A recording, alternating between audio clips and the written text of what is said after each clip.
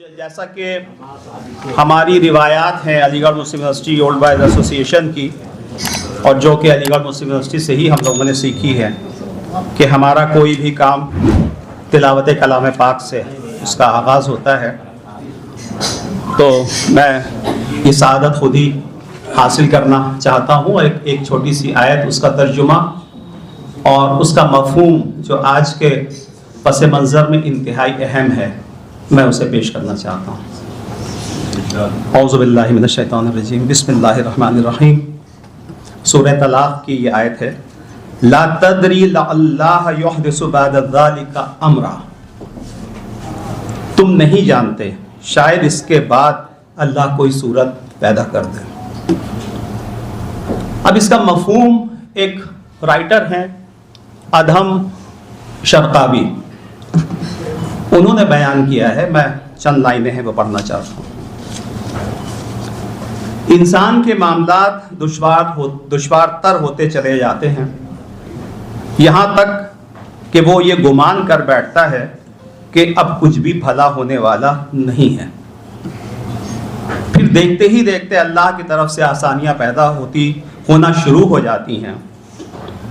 کس کو معلوم تھا کہ حضرت ہاجرہ جو صفا اور مروہ کے درمیان پانی کی تلاش میں حیران و پریشان بھاگتی پھر رہی تھیں، ان کے بیٹے کے قدموں میں زمزم کا چشمہ پھوٹ پڑے گا، اور اس چشمے سے صرف وہی دونوں سیراب نہیں ہوں گے بلکہ اس سے قیامت تک تمام امت سیراب ہوگی۔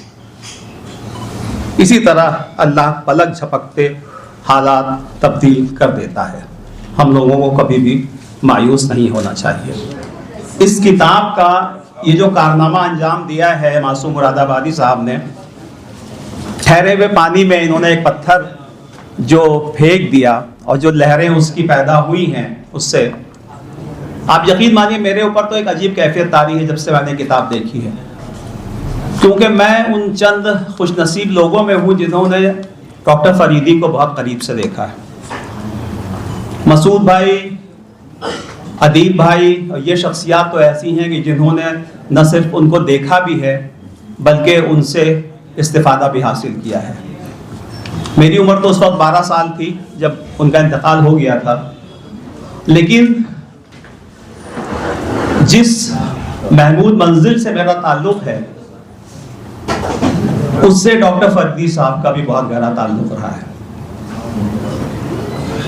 علی گڑھ کا جو حادثہ 1965 میں پیش آیا تھا، اور اس کے بعد ڈاکٹر فریدی نے جو بھی تحریکیں یہاں ہوئی ان کی کمان اپنے ہاتھ میں انہوں نے لی۔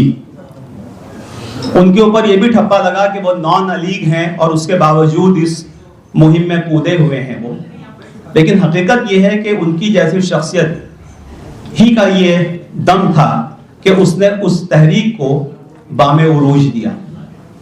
ایک بہت لمبی کہانی ہے، میں تو شاید اتنی اچھی طرح سے بتا بھی نہیں پاؤں جتنا مسعود بھائی یا ادیب بھائی بتائیں گے۔ مسعود بھائی نے تو بہت اچھی طرح سے ان کو دیکھا ہے، اور ادیب بھائی نے جیسا میں نے عرض کیا ہے۔ معصوم مراد آبادی صاحب کے بارے میں پہلے تو میری رائے بڑی تھی کہ بہت ہی معصومانہ تحریریں ہوتی ہیں آپ کی عین نام کے مطابق، اور یہ کام مجھے لگتا ہے کوئی معصوم ہی کر بھی سکتا تھا۔ کتاب جب میں نے پڑھی اور ورق گردانی اس کی کیونکہ اس میں محمود منزل کا ذکر مجھے نہیں ملا، تو خیر میں مایوس اس سے نہیں ہوا، کیونکہ وہ میری بھی ذمہ داری ہے کہ میں اپنے اجداد کی اس بلڈنگ کا نام جو کہ تاریخ کے صفحات میں کہیں نہ کہیں پائی جاتی ہے، میں اس کا نام، میری بھی ذمہ داری ہے کہ میں اس کو روشن اور تابناک رکھوں۔ لیکن آپ نے جس طرح سے، مجھے تو لگتا ہے کہ واقعی بہت محنت کی ہے، اور یقینی طور سے اس کے پس پشت ادیب بھائی ایسی شخصیت بھی ہیں کہ جنہوں نے یہ کام آپ سے لے لیا ہے۔ ڈاکٹر فریدی کی شخصیت کے بارے میں ایک چھوٹی سی بات بتانا چاہتا ہوں کہ ابھی ہم لوگوں کی جب ایگزیکیوٹیو کی میٹنگ ہو رہی تھی اور اس میں ہم نے یہ پروپوزل رکھا، تو ہماری ایگزیکیوٹیو کے ممبران کو یہ نہیں پتا تھا کہ ڈاکٹر فریدی کون ہے۔ حقیقت یہ ہے. اب آج اسی لیے میں نے اس محفل میں ہمارے وہ ایک نوجوان مصنف حسینی میاں کہیں موجود ہیں, میں نے اس طرح کے نوجوانوں کو, عبداللہ ہیں, ان لوگوں کو بلایا کہ آپ آئیے, سنیے تو کم سے کم یہ کیسے کیسے شخصیات جو ہیں گزر چکی ہیں ہمارے سامنے سے, اور جن کو ہم یکسر بھلا بیٹھے ہیں. معصوم مراد آبادی صاحب قابل مبارکباد ہیں کہ انہوں نے ڈاکٹر فریدی کو زندہ کر دیا, اور ہماری ان کی جو نوجوان نسل ہے ڈاکٹر فریدی کے خاندان کی, مجھے یہ بھی بہت خوشی ہے کہ یہاں ان کی گرینڈ ڈاٹر, ان کی پوتی یہاں پر موجود ہیں. فارا میں نے درخواست کی تھی تو وہ بھی یہاں تشریف لائی ہے, کیونکہ انہوں نے ڈاکٹر فریدی کو نہیں دیکھا, لیکن یقینی طور سے خاندانی اثرات تو اگر تلاش کیے جائیں گے تو یقینی طور سے ملیں گے. بہرکیف میں بہت زیادہ وقت میں نہ لیتے ہوئے اس کتاب کے تعارف کے لیے میں محمد اویس سنبھلی صاحب کو دعوت دیتا ہوں کہ وہ تشریف لائیں. اویس سنبھلی صاحب کا تعارف پورا لکھنؤ ان کو جانتا ہے کہ وہ کون ہیں. مولانا منظور نعمانی صاحب کے نواسے ہیں, حفیظ نعمانی صاحب جیسے صحافی کے بھانجے ہیں, اور ان کی شخصیت کا اثر آپ کی پرسنالٹی پہ بھی بہت بڑا ہے. تو آج کے کتاب کے تعارف کے لیے میں اویس سنبھلی صاحب کو بلا رہا ہوں. اور ایک چیز میں اور عرض کر دوں, اویس صاحب نے ایک مضمون لکھا اس کتاب کے بارے میں, اتنا عمدہ وہ مضمون ہے کہ اگر آپ اس کو پڑھ لیجئے تو شاید آپ کو لگتا ہے کتاب پڑھنے کی ضرورت بھی نہ پڑے. یقیناً معصوم مراد آبادی صاحب نے اپنی کتاب کے پیش لفظ میں لکھا ہے کہ انہوں نے ڈاکٹر عبدالجلیل فریدی کو دیکھا نہیں, لیکن ان آنکھوں کو ضرور دیکھا ہے جنہوں نے ڈاکٹر صاحب کو دیکھا تھا. خود میرا اپنا حال بھی بالکل بس یہی ہے کہ میں نے ڈاکٹر صاحب کو نہیں دیکھا, بلکہ ان کی وفات کے ایک اچھے خاصے سال گزر گئے کہ اس کے بعد میں دنیا میں آیا. لیکن میں نے ایسی بہت سی آنکھوں کو دیکھا کہ جنہوں نے ڈاکٹر صاحب کو بہت قریب سے دیکھا اور ان سے براہ راست استفادہ کیا.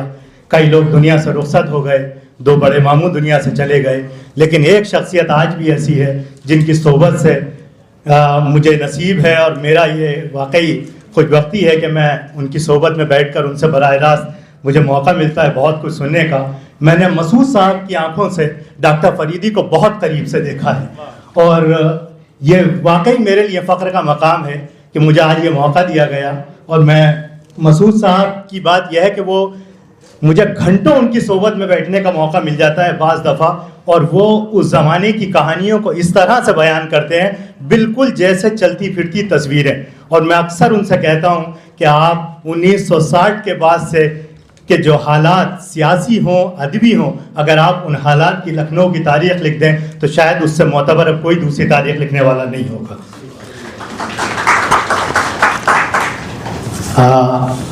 معصوم مراد آبادی صاحب کی کتاب کا جو عنوان ہے کہ ڈاکٹر عبدالجلیل فریدی قائد ملت مسیحا قوم, یہی میری اس تحریر کا عنوان ہے.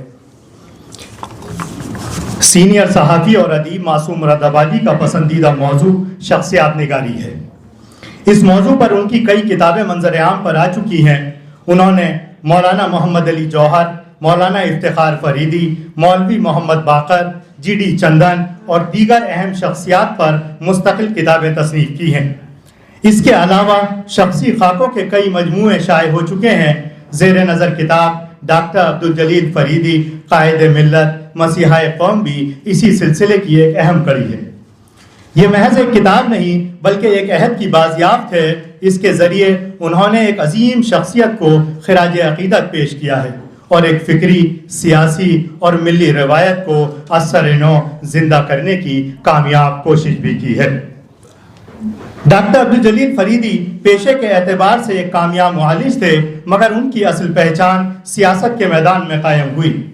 1952 سے 1964 تک اتر پردیش قانون ساز کونسل کے رکن رہتے ہوئے انہوں نے اصولی سیاست کی ایک مثال قائم کی. 1964 سے مئی 1968 تک آل انڈیا مسلم مجلس مشاورت, اور جون 1968 سے زندگی کی آخری سانس تک آل انڈیا مسلم مجلس کے ذریعے انہوں نے مسلمانوں میں سیاسی بیداری کی ایک نئی روح پھونکنے کی کوشش کی. 1964 میں بہار, بنگال اور اڑیسہ میں رونما ہونے والے بھیانک مسلم کش فسادات نے پورے ملک کو ہلا کر رکھ دیا. یہ محض فسادات نہیں تھے بلکہ ایک ایسی آزمائش تھی جس نے ملت کی اجتماعی قوت, بصیرت اور قیادت سب کو کسوٹی پر لا کھڑا کیا. ایسے نازک وقت میں ڈاکٹر سید محمود نے ایک متحدہ مسلم پلیٹ فارم کا تصور پیش کیا، ایسا پلیٹ فارم جو بکھری ہوئی آوازوں کو یکجا کر کے ایک مضبوط اور باوقار نمائندگی میں ڈھال سکے۔ اس خیال کو عملی صورت دینے میں ڈاکٹر سید محمود کے ساتھ مولانا علی میاں، مفتی عتیق الرحمن عثمانی، مولانا ابواللیث ندوی، مولانا منظور نعمانی اور محمد مسلم جیسے مخلص رہنماؤں نے بھرپور تعاون کیا۔ چنانچہ 9 اگست 1964 کو مسلم مجلس مشاورت کی صورت میں ایک متحدہ پلیٹ فارم وجود میں آیا، جس کا تاسیسی اجلاس دارالعلوم ندوۃ العلماء لکھنؤ میں ڈاکٹر سید محمود کی صدارت میں ہوا۔ شمالی ہند کی ذمہ داری جب ڈاکٹر عبدالجلیل فریدی کے سپرد ہوئی تو گویا ایک عقابی روح اس تحریک میں سرایت کر گئی۔ فریدی صاحب کی مقناطیسی شخصیت، تنظیمی صلاحیت اور بے مثال خلوص نے بہت کم عرصے میں مشاورت کو ایک جاندار تحریک میں بدل دیا۔ یو پی سمیت شمالی ہند کے طول و عرض میں تنظیمی ڈھانچے قائم ہوئے اور کارکنوں کی ٹیمیں تیار ہوئیں۔ اتحاد، بیداری اور امید کی ایک نئی لہر محسوس ہونے لگی۔ بلا شبہ تاریخ کے کچھ ابواب بڑے مختصر مگر معنی خیز ہوتے ہیں۔ مشاورت کا سفر بھی کچھ ایسا ہی رہا۔ ابتدا نہایت شاندار تھی، مگر یہ قافلہ زیادہ دیر اپنی رفتار برقرار نہ رکھ سکا۔ بقول مولانا عتیق الرحمن سنبھلی، اس کو جیسے نظر لگ گئی اور خوش در خشید والے شعلہ مستعجل بود کا مصداق بن گیا۔ داخلی اختلافات، وقتی مسائل اور حالات کی نزاکت نے اس اجتماعی شان کو متاثر کیا۔ 1968 تک آتے آتے مسلم مجلس مشاورت کا یہ تجربہ اختتام کو پہنچا، لیکن یہ اختتام دراصل ایک نئی ابتدا کا پیش خیمہ تھا۔ اسی تسلسل میں مسلم مجلس کی بنیاد رکھی گئی، جس کے ذریعے ڈاکٹر فریدی نے اپنی جدوجہد کو ایک نئے سانچے میں ڈھالنے کی کوشش کی۔ معصوم مراد آبادی نے اس مرحلے کی معنویت کو کیا خوب اجاگر کیا ہے۔ اقتباس: ڈاکٹر فریدی کی سیاسی جدوجہد کئی منزلوں سے عبارت ہے۔ مسلم مجلس مشاورت کی رکنیت اور مسلم مجلس کی بنیاد گزاری کے علاوہ لکھنؤ سے اردو روزنامہ قائد کا اجرا بھی ان کا ایک کارنامہ تھا۔ مزید یہ کہ ڈاکٹر فریدی نے اپنی مساعی جمیلہ سے کئی اہم قومی و ملی مطالبات کو نہ صرف اٹھایا بلکہ انہیں ایک منظم تحریک کی صورت بھی دی۔ علی گڑھ مسلم یونیورسٹی کے اقلیتی کردار کی بحالی، اردو کے آئینی حقوق کی جدوجہد، فساد شکن فورس کا قیام کا تصور، اقلیتی کمیشن کی تشکیل اور اردو یونیورسٹی کے قیام جیسے مطالبات دراصل ان کی دور اندیشی اور ملی شعور کا مظہر تھے۔ یہ محض نعروں کی سیاست نہیں تھی بلکہ ایک سنجیدہ، منظم اور نتیجہ خیز جدوجہد تھی، اور یہی ان کی سیاست کا امتیاز تھا۔ یہ بھی ایک حقیقت ہے کہ ان میں سے کئی مطالبات بعد کے ادوار میں تسلیم کیے گئے۔ آج حیدرآباد کی مولانا آزاد یونیورسٹی، اقلیتی کمیشن کا وجود اور فساد شکن فورس جیسے اقدامات کی عملی شکلیں دراصل اسی فکر اور جدوجہد کی گونج ہے جس کی بنیاد ڈاکٹر فریدی نے اپنے عہد میں رکھی تھی۔ اقتباس ختم۔ ڈاکٹر فریدی کی سیاسی زندگی محض چند تنظیموں کے قیام میں حصہ داری تک محدود نہیں تھی بلکہ ان کی شخصیت سراپا جدوجہد کا نام تھی۔ سچی قیادت وہی ہوتی ہے جو حالات کے جبر میں بھی امید کے چراغ روشن رکھے اور بکھری ہوئی قوم کو ایک سمت عطا کرے۔ اس کتاب کا دیباچہ ڈاکٹر ظفر الاسلام خان نے تحریر کیا ہے۔ انہوں نے بجا طور پر اس کتاب کو ایک اہم اور دیرینہ کمی کی تکمیل قرار دیا۔ معصوم مراد آبادی خود بھی اعتراف کرتے ہیں کہ ڈاکٹر فریدی جیسے قداور رہنما پر منظم اور جامع کام کا فقدان تھا، اور یہ کتاب اسی خلا کو پر کرنے کی ایک کاوش ہے۔ اس کتاب کی ایک نمایاں خوبی یہ ہے کہ اس میں اپنے عہد کے جید اہل قلم اور دانشوروں کی تحریریں شامل کی گئی ہیں، جس میں مولانا ابوالحسن علی ندوی، رشید احمد صدیقی، قاضی عدیل عباسی، صباح الدین عبد الرحمن، ڈاکٹر آصف قدوائی، جمیل مہندی، مولانا عتیق الرحمن سنبھلی، جاوید حبیب، محفوظ الرحمن، اختر بستوی، چھیدی لال ساتھی، محمد ادیب، پروفیسر اختر الواسع، ڈاکٹر مسعود الحسن عثمانی، توفیق جعفری، معصوم مراد آبادی، غزالی خان، سہیل انجم اور اطہر فاروقی جیسے صاحبان قلم کے نام شامل ہیں۔ کتاب میں شامل تمام تحریریں ڈاکٹر فریدی کی شخصیت کو مختلف زاویوں سے اجاگر کرتی ہیں۔ یہ محض تعریفی مضامین نہیں ہیں بلکہ ایک فکری مکالمہ بھی ہیں جن کے ذریعے قاری کو اس عہد کی ذہنی، سیاسی اور سماجی فضا کا اندازہ ہوتا ہے۔ جاوید حبیب کے 2 مضامین اس کتاب میں شامل ہیں۔ پہلا مسلم سیاست اور ڈاکٹر فریدی، اور دوسرا قائد ملت اور علی گڑھ مسلم یونیورسٹی۔ پہلے مضمون میں ڈاکٹر عبدالجلیل فریدی کو آزادی کے بعد مسلم سیاست کی ایک منفرد بااصول اور تعمیری آواز کے طور پر پیش کیا گیا ہے. نیز ان کی قیادت کو مسلم اتحاد، خود اعتمادی اور قومی دھارے میں شمولیت کی سنجیدہ کاوش قرار دیا ہے، جس میں تنظیم، شعور اور سیاسی وقار کو مرکزی حیثیت حاصل ہے. اسی بنا پر یہ تحریر اس کتاب میں مقدمے کی حیثیت رکھتی ہے. جاوید حبیب کا دوسرا مضمون قائد ملت اور علی گڑھ یونیورسٹی کے عنوان سے ہے. اس میں ڈاکٹر فریدی کی مسلم یونیورسٹی سے غیر معمولی وابستگی کو نہایت دلنشیں انداز میں پیش کیا گیا ہے. علی گڑھ یونیورسٹی کے اقلیتی کردار کے حوالے سے ڈاکٹر فریدی کا طرز عمل نہایت اہم اور سبق آموز دکھائی دیتا ہے. وہ اردوبائے نہ ہونے کے باوجود ایک کارکن کی طرح خدمات انجام دیتے ہیں، جس سے یہ واضح ہوتا ہے ان کے نزدیک علی گڑھ مسلم یونیورسٹی محض ایک تعلیمی ادارہ نہیں بلکہ ملت کی شناخت اور فکری بقا کی علامت ہے، جس کے تحفظ کے لیے وہ ذاتی حیثیت کو پس پوش ڈالنے میں بھی تعامل نہیں کرتے تھے. چھیدی لال سادھی کے مضمون سے ڈاکٹر عبدالجلیل فریدی کی شخصیت ایک مخلص دوست، باوقار قائد اور انسانیت نواز رہنما کے طور پر ابھرتی ہے. آج کی ہماری اس محفل کی تقریب، اس محفل کے صدر محمد ادیب صاحب کی ایک تحریر بھی اس کتاب میں شامل ہے، جو دراصل ان کی آپ بیتی زندگی ذرا آہستہ چل سے ماخوذ ہے. اس تحریر کے مطالعے سے فریدی صاحب کی شخصیت ایک ایسے رہنما کے طور پر ابھرتی ہے جو خدمت، ایثار، اصول پسندی سے مزین ہے. ادیب صاحب نے نہایت دردمندانہ انداز میں یہ واضح کیا ہے کہ ڈاکٹر فریدی کی جدوجہد سیاست سے کہیں زیادہ ایک سماجی انقلاب کی تمہید تھی، جسے وقت پر سمجھا نہ جا سکا.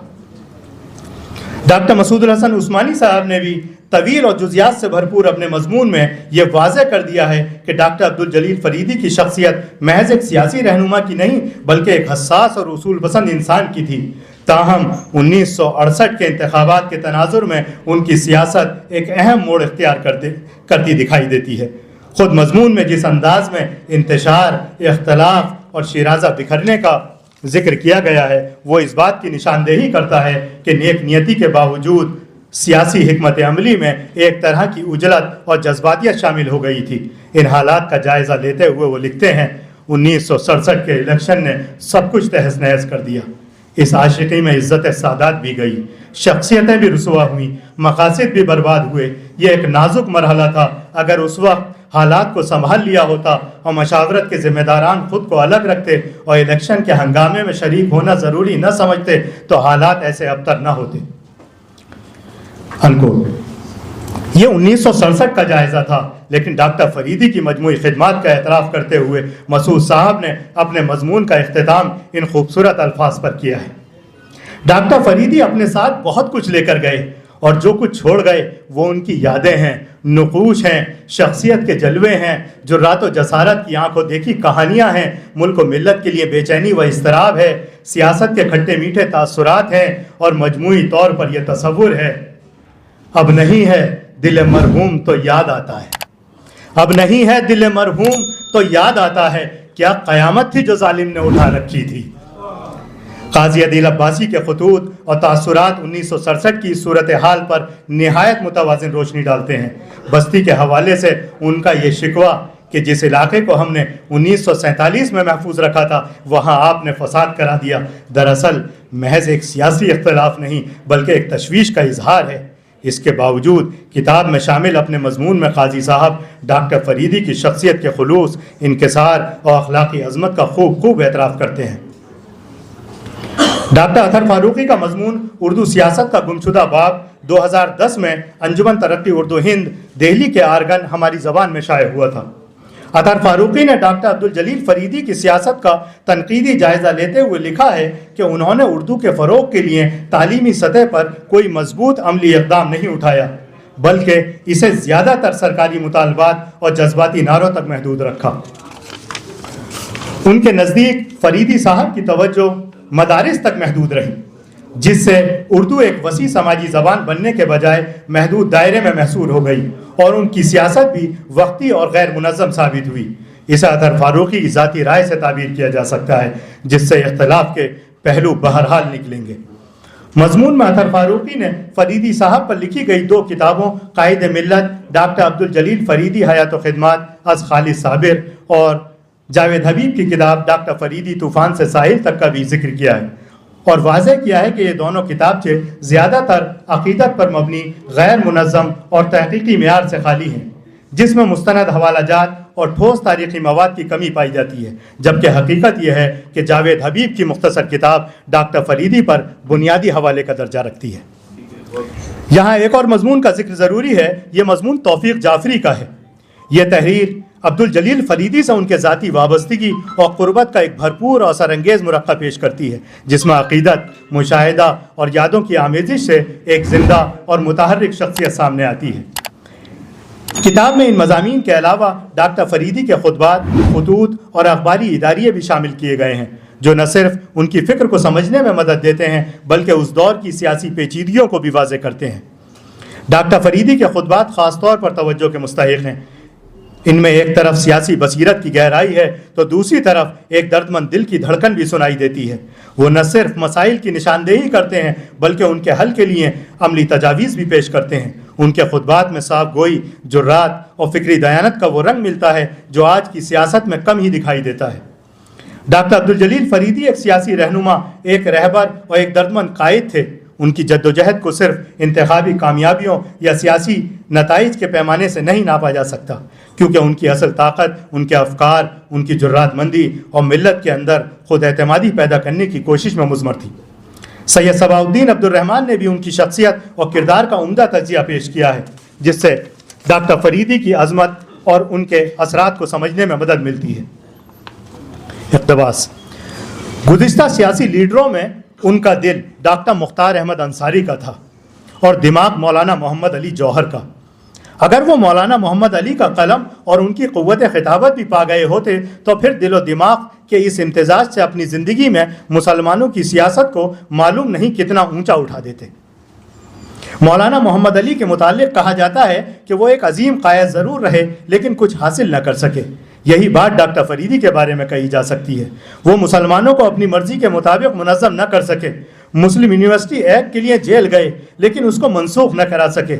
عام انتخابات میں حصہ لیتے رہے لیکن مسلم مجلس کے امیدوار میں 2-4 سے زیادہ کو کامیاب نہیں کرا پائے۔ حکومت کے سامنے مسلمانوں کے مطالبے رکھتے رہے مگر منوا نہ پائے۔ یہ سب کچھ صحیح، لیکن جس طرح مولانا محمد علی کی قیادت ناکام رہنے کے باوجود ان کا ذہن مسلمانوں کے دل و دماغ پر اب تک چھایا ہوا ہے، ان کی بے چین روح مسلمانوں کو غیر شعوری طور پر اب تک مشعل ہدایت دکھا رہی ہے، ان کا قلب مومن مسلمانوں کو اب بھی درس دے رہا ہے، ان کا جھپٹنا، جھپٹ کر پلٹنا اور پھر پلٹ کر جھپٹنا آج بھی مسلمانوں کی سیاسی روح کو اکسا کر بیدار کرتا رہتا ہے۔ اسی طرح ڈاکٹر فریدی اپنی سیاسی زندگی کو باراور دیکھنے سے پہلے اللہ کو پیارے ضرور ہو گئے لیکن اپنے پیچھے ایک بڑا سیاسی شعور چھوڑ گئے کہ کس طرح خود اعتمادی بحال کی جا سکتی ہے، کس طرح اقلیتوں کے لیے سینہ سفر ہوا جا سکتا ہے، کس طرح نڈر ہو کر اپنے مفاد کی نگہبانی کی جا سکتی ہے، کس طرح قوت عمل کے زور پر دشوار ترین رکاوٹوں کو بھی مسخر کیا جا سکتا ہے، کس طرح راسخ مسلمان ہونے کے باوجود سلامت روی، دلجوئی اور دلداری سے سیکولرزم کے قلعے کے اندر بھی اپنے لیے جگہ بنائی جا سکتی ہے۔ اقتباس ختم۔ یہ اقتباس دراصل ڈاکٹر فریدی کی سیاسی زندگی کو ایک وسیع تناظر میں دیکھنے کی دعوت دیتا ہے۔ بظاہر اگر ان کی جدوجہد کو کامیابیوں اور ناکامیوں کے روایتی پیمانے پر پرکھا جائے تو شاید وہ بڑے سیاسی نتائج حاصل نہ کر سکے، لیکن سید صباح الدین عبد الرحمن نے نہایت گہرائی کے ساتھ